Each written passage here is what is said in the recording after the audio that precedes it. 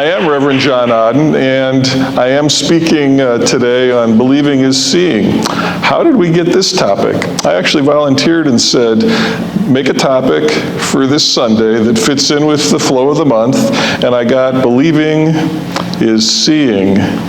And that's an interesting one. It's kind of rich with potential for going deep into spirit. In fact, if you noticed any people who were kind of dripping as you came in or as you look around you, that's because we had a meditation before the service and we went really deep, saturated in spirit, just dripping wet with spirit.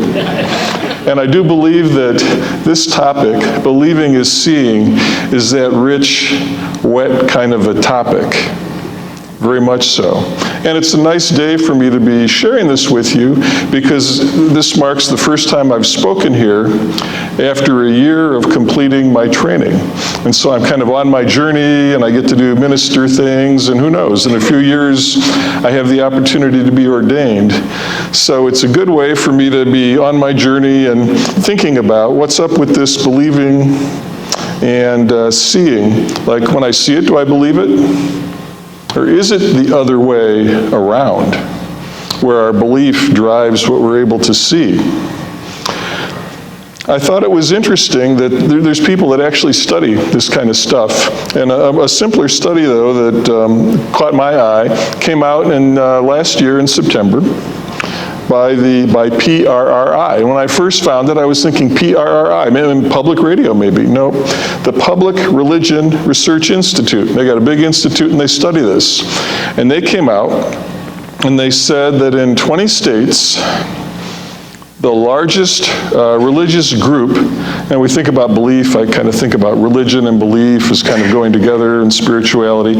So in 20 states, the largest group is, I'm not affiliated, I have nothing to do with any of those religious anythings, I am unaffiliated.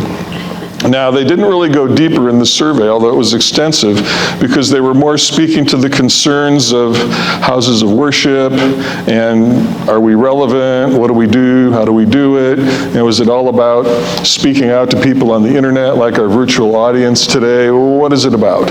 So they were more thinking about that. But they did say that when you survey people, and do you affiliate with a religion, they're saying in 20 states, not half the country, but a chunk of the country, I'm not affiliated. And then that left me wondering, well, do the unaffiliated people have belief? And if believing is seeing, where does that leave them? And so I was thinking that rather than my own personal preference, where I came up through a life studying up on science, and then I found a Center for Spiritual Living called the Church of Religious Science, and it fused together, and that would leave some people coming here today saying, oh, it's that Reverend John. Are we going to do nuclear stuff and quantum stuff again? We're going to go in a different way. Because I'm actually going to start off with just a whole different take on the nature of reality, believing, and seeing. And I'm going to go to one of those landmark philosophers and comics of the recent era, Groucho Marx. Because he had a definite teaching on reality. Follow this. I'm not crazy about reality, but it's still the only place I can get a decent meal. And so doesn't some of the depth of that topic come right out in Groucho's wisdom? But actually, I'm going to go back to a different place in my life journey. When I started out working, one of the first things I did as a job was I was at a place called Getty Oil Company. I had a boss who hired me, and he interviewed me, and he said, I don't expect you to understand this, but you're going to have to come to work here. And I just, at the time, I thought, this is so strange. And I've gone to a class on how to interview, and you have to talk nice and reflect some interest and some competency, and then they're supposed to say, well, we'll think about it, maybe. And here I'm talking to this guy, and he's saying, you're going to have to work here, but don't worry, I don't expect you to understand it. And maybe my boss there, Joe, was a mystic, and I never sorted that out. But then we're there, and we're doing the work, and I was involved in buying a lot of stuff for an oil company, which is kind of fun. They got a lot of money and you buy a lot of cool stuff. Some of it big, some of it small, all of it tends to be expensive. And Joe had to go off on his trip to annual meetings. They had a headquarters in LA, and they had one in London, so he had to go off to London. And he told me how he didn't like to go to London because if Old Man Getty was interested in anything going on in your area, you were invited to forget the hotel and stay at the house with J. Paul Getty. And this time he had to stay at the house. He came back, we had a lot of money, the budget was approved, and life was going on. And then I put in, I needed some paper and some pencils. I tried to order paper and pencils, and the office manager came back and said, "I'm sorry, you can't have those." And I'm thinking, well, okay. And I went in to see Joe, and I asked about that. And he said, yes, about the paper and pencils. He said, I don't think you've done anything, but Mr. Getty was wondering why our department was using so many paper and pencils. And so here you've got J. Paul Getty, for all of his success in the oil business and all of his wealth. There he is grinding on my boss about, why are you people using so many paper and pencils? And I actually got a promotion because I don't remember what it was, but I gave Joe an answer, something he could say to Mr. Getty that competently explained the feasibility that we had put quite so many paper and pencils to very good use. And that was, we solved it and we got by and we went on to another day. And then later on, a few years later, Mr. Getty passed away. And so all of us at you go to work, and the top of the building, it says Getty Oil at the top. You're mindful of where does the strength and longevity and power come from? It came from the Getty family. So now the heirs had inherited this Getty Oil Company, and one would naturally wonder, what will the future be like? And I found an interview that I thought was fascinating. It led to my moving on and changing my career and doing other fun things.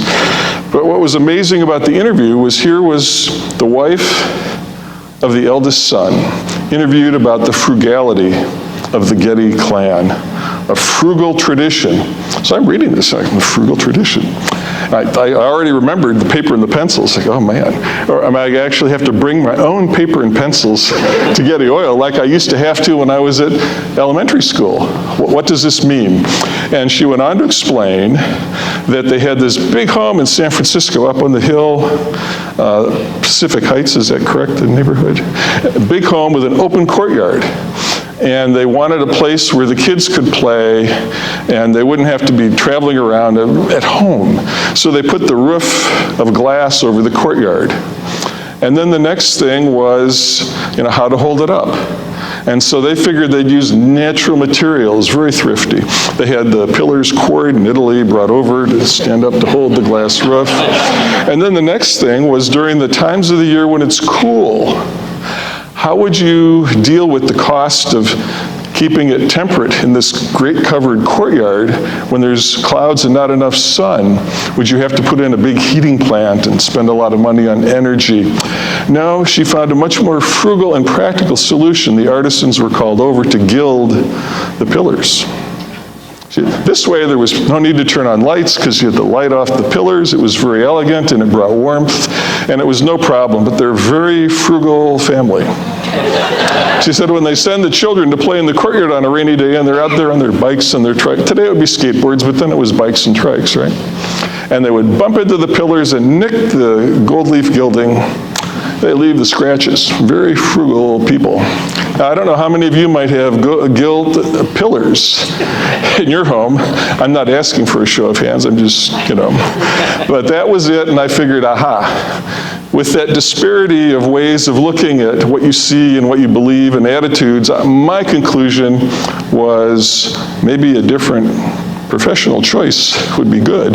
And sure enough, the Getty Oil Company rolled up into another big oil company and all the jobs moved to wonderful places like Houston and White Plains, New York, and all around the world, and that all went off. But I think that goes to show you that as you focus your attention, as you develop what it is that you're going to give your passion and energy and thought to dwell on, that has a dynamic effect. It's a dance we all do with life. And where we place that attention flows up in what Spirit brings back. What kinds of possibilities emerge. So as we're here on a prayer wall Sunday, I'd ask you to start thinking about what will you put into prayer? What will you energize today here with your belief that will be important to you, important to the world around you, and whether you come up and partner up for a moment with a practitioner or minister to lay that into prayer and give it over into Spirit and energize it, or you do it just sitting there in your seat. Make a conscious choice. You can focus on the paper and pencils. You can focus on the glass roof, the pillars, or the gilding. You can focus on peace and understanding. You can focus on reconciliation. One of the reasons I like spiritual community and why I feel it's important for people to volunteer, serve as a practitioner, as a minister, however they're called, is I really do believe that for the quality of life that we all share as human beings on this planet, that it's much more about relationships, resources for people, peace, acceptance, and understanding. Yes, there's a place for pencils and paper. There are places for sky roofs, pillars, and gilding. I don't think those are the first places where it's oh so important for us to look at our belief, choose mindfully, and activate it in a powerful way.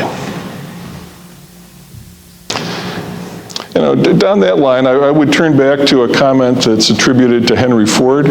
I've heard this in a couple of settings, and I think it probably does come from him. It sounds like Henry Ford. I grew up outside of Dearborn in Michigan, and this is kind of what you'd expect. If you think you can do a thing, or think you can't do a thing, you're right. Yeah? So again, it's that believing, right? It's that thing we do in our heart. We pass it to our head. We dwell on it.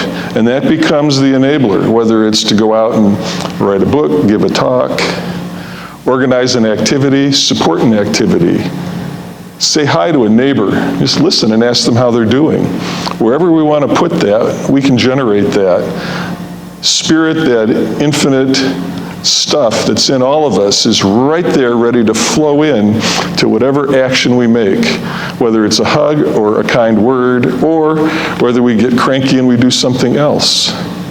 It's all within us, it's all possible. Another way to look at that would be to go back into some of the ancient texts and look at in the Bible, where in John, we read, "Then Jesus told him, 'Because you have seen me, you have believed. Blessed are those who have not seen and yet have believed.'" And there I think we have it from the earliest part of biblical history,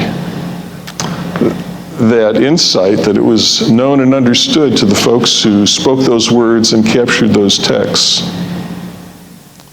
that the spiritual power of that belief, even not able to necessarily see the thing, the spiritual power of that belief is the activator. It's the thing that calls the motion of everything in creation to make something happen, to get people to show up with a new idea, to get society to move off the center on a topic that needs attention, to cause resources to mobilize. The belief can come first and is quite sacred, special, and sufficient. And I'm talking about your belief. If you look at something and you're not sure about it, one possibility is to dwell externally on what's going on. The other possibility is however you pray, or through what you would gain from sitting with a practitioner, attending a Wednesday evening with a healer here, or going to a class, to acquire that skill and discipline and that invisible mental, spiritual muscle to take the belief and go, well, that's interesting. Now let's focus on what do we want. And let's take it out into the world of generating reality, because unless you generate the reality with focus, according to the wisdom of Groucho, you don't get the meal.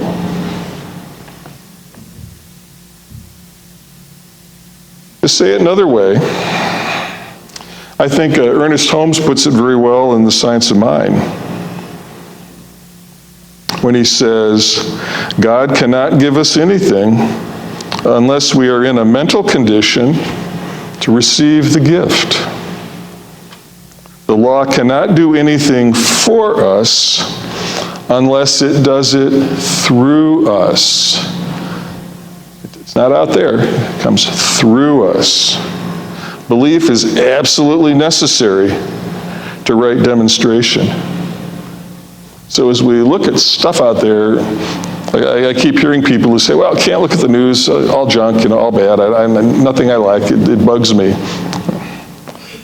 Isn't that more than anything a call in the modern day to start the day with prayer, to start our perspective on what's happening and deciding what we want to say about it or do about it, or where we want to show up or not show up.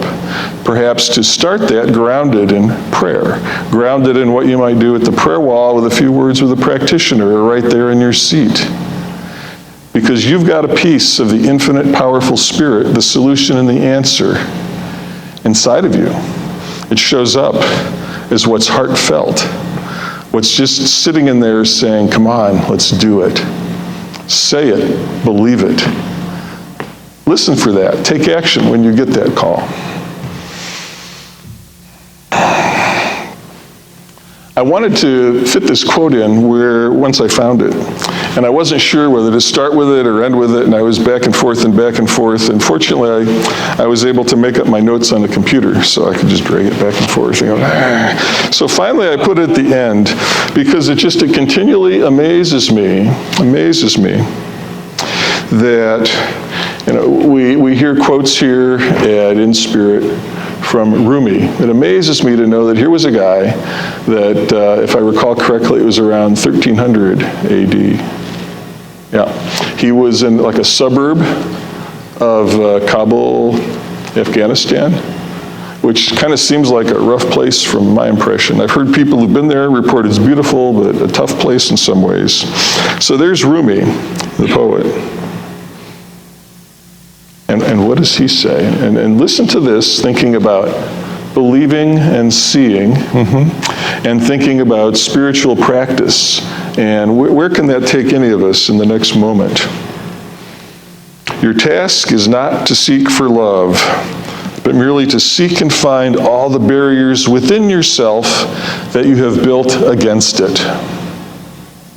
Ouch. Isn't that the first job? Before getting into that act of believing that enables divine seeing, to first be aware of the barriers. Set them aside. Chop them up and throw them away.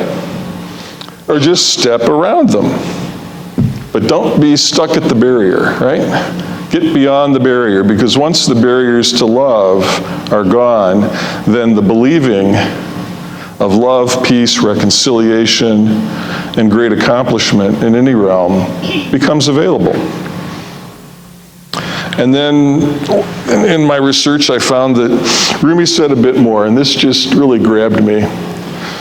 Take a listen, see what it does for you. Out beyond ideas of wrongdoing and right doing, there is a field. There is a field. I'll meet you there. Out beyond ideas of right doing and wrongdoing, I will meet you there.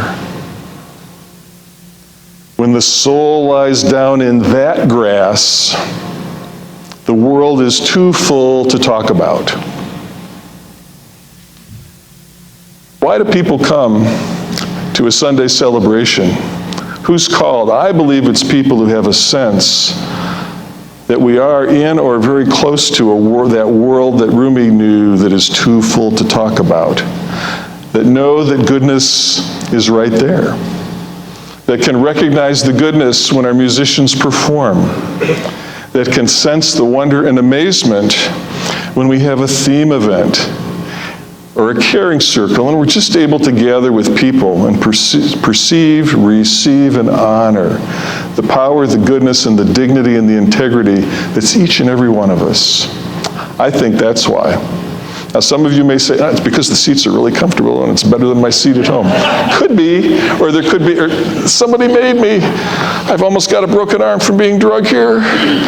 Whatever. But I do believe that at the core, what leaves people susceptible to say, I'll make the choice, I'll show up, I'll celebrate, I'll support in spirit, I'll join with this Order of the Sacred Earth, I will find the good works, and whether it's outreach or whatever, I will put my name, my talent, my treasure towards the good works. It is that deeply felt sense, and I think that that's oh so magical. So, can we indeed pray for that decent meal? What can we do? And we do have the Prayer Wall Sunday, and as I finish my remarks, I'll invite any ministers or practitioners here and available to come forward and form a line here up at the front. And what can we do? Wait a minute. I might be jumping too fast. Just a second. I have a roadmap. That says we have some excellent music. I think wait a minute. Let me do the prayer wall. I go by numbered lists, and this one has no numbers. Just a second. Okay, now wait a minute. We're back in control. We do the prayer wall first, and then we have the music. Okay, no panic. So again, come forward, please. And I get, even though I've been doing it already for a year, I get excited, enthusiastic about it. So, it really is, I do believe, that impulse that every conscious person has, every conscious person, not just the people who are here, but every conscious person has, to recognize the divine, the holy, the good, and to find value in putting their fingerprints on making that difference. Let's know together that all prayer is good, all divine spark within any of us, for the future, for tomorrow, for today. It's all divine, wonderful, holy, and sacred. Join me in knowing that as we put these prayers into the law, as we set the future in motion now, it is completely and divinely done, as we say together, and so it is.